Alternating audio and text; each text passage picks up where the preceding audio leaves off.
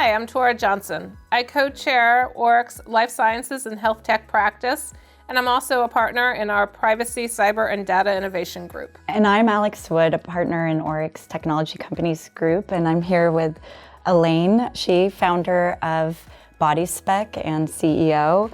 BodySpec is as a colleague of mine just called it this week, life-changing company that gives broad access to DEXA scans. And can you tell us more about what inspired you to start the company? Truthfully, it was not my idea. This company was my MBA thesis project at business school, actually. I was at UCLA Anderson.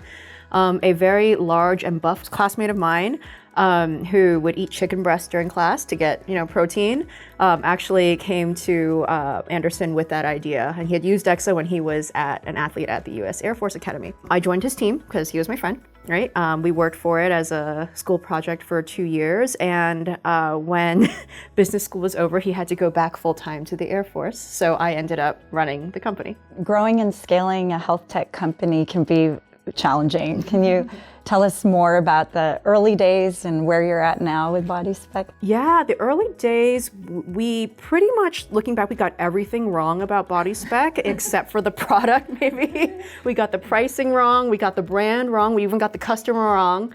I think the important thing to understand about us is that we bootstrapped for almost a decade. That really kind of forms the mindset of how we had to go about acquiring customers, which is cheaply.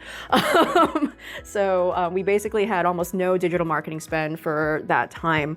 But what we did have was we had a lot of very loyal customers. Right, and people that found our service really found the data to be interesting and really kind of, found the concept of making this data affordable and accessible to be something they agreed with. They would tell their friends, their whole family, and more importantly, their gyms and workplaces. And an interesting aspect of your fundraising strategy is that customers became your investors. Yes, over and over again, that's actually happened. Yeah, so both angel investors, right, coming in at smaller check sizes, as well as our VC lead came in because actually one of the associates at that fund, they were customers of ours, and they had heard from this very wonderful story, this Women in VC Slack group that we were raising, and so she reached out and ended up becoming our lead. Tell us about the move to Austin and what it's like being a health tech company in Austin and just a high growth startup in general. Yeah, we really love being here in Austin, and for a variety of factors, I think. But we found a really supportive local startup scene that is still very robust, has a lot of talent. We found really fantastic customers here as well, just very similar to the ones that we left, in California.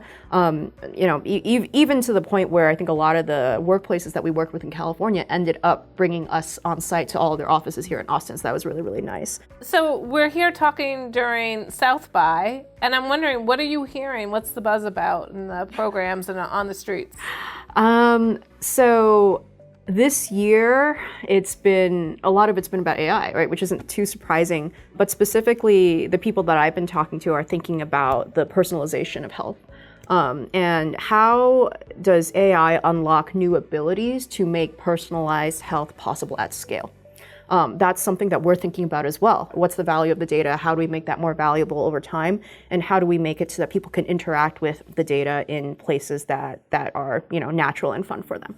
What is next up ahead for you in the coming months? Yeah, so state expansion is something that we have very, very much, right in front of us. We're currently doing the research to be able to expand in at least probably 1 or 2 more this year, and thinking about what that looks like to be in really coast to coast, and also really in all of the major markets long term. The other thing, of course, we're looking at is how does the product change, and the product experience and the customer experience change now that there are all these capabilities that have been unlocked, right? So we're looking at, how do we use AI agents to streamline, certain portions of our workflows? How do those agents potentially play a role in providing an even better and more personalized BodySpec experience? So it'll be a really exciting couple of years for us. Well, it's been thrilling to be part of BodySpec's journey and to watch you grow, and we're all looking forward to the exciting new steps ahead. Awesome. Thank you so much, guys. Appreciate it. Thank you for joining us. Absolutely.